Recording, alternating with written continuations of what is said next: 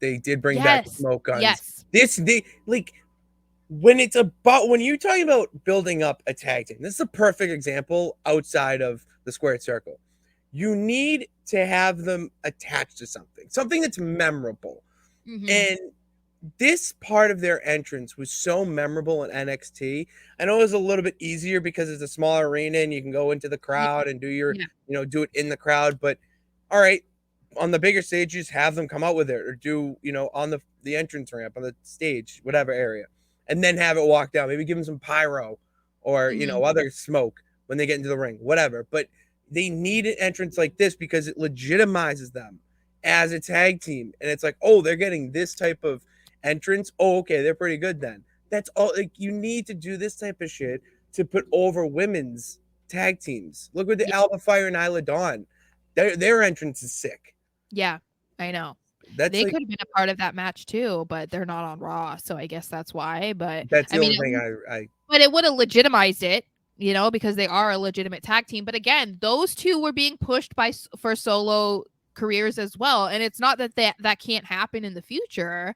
But they were like, wait a second, let's like take advantage of the fact that these girls are, first of all, both Scottish, second of all, really unique, and they would work really well together and could be a really great tag team. Again, that's what I'm saying is like we need to figure this out because sometimes they could be better as a tag team than solo solo by themselves, single stars. And sometimes they just wait too long. I mean, I would much rather, if I were in that position, I would much rather feel like I'm never going to have a singles career as much as maybe I had dreamt about it than be in catering every single week or and I hate to use her as an example, but it's just because it's relevant. I would hate to be Dana Brooke, like begging on Twitter to be given a chance. You know what I mean? Because like that to me is more defeating than just being paired with a girl and we are put on killer matches. And I'm upset because it's a tag team. You know what I mean? Like I yeah. think you kind of get over that because look at legendary tag teams.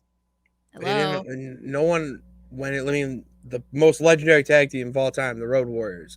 They didn't want to be a tag team, but Yeah. this guy was just like, "Listen, you guys both have the it factor.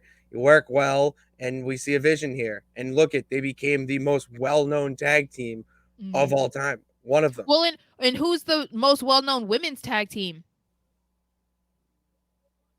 It's Exactly. That's what I'm saying. There's a oh huge hole there. Like, wouldn't it be cool to be like? I mean, some would say, okay, the Bella Twins, but like I wouldn't say they thrived no, together that is or not a thrived tag. apart. I'm But sorry. I'm just saying they were I'm saying it to the peeps, not you. yeah, Yes, they were a duo for like their entire careers. Basically, they were always attached. But in life.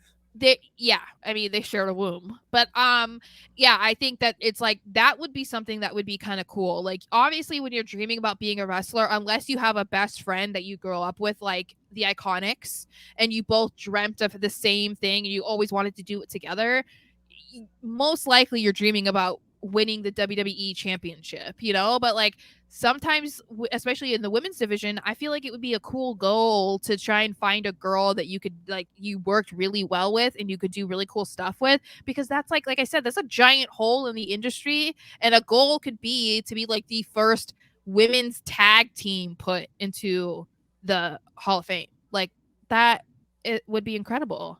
That would be a good goal to have.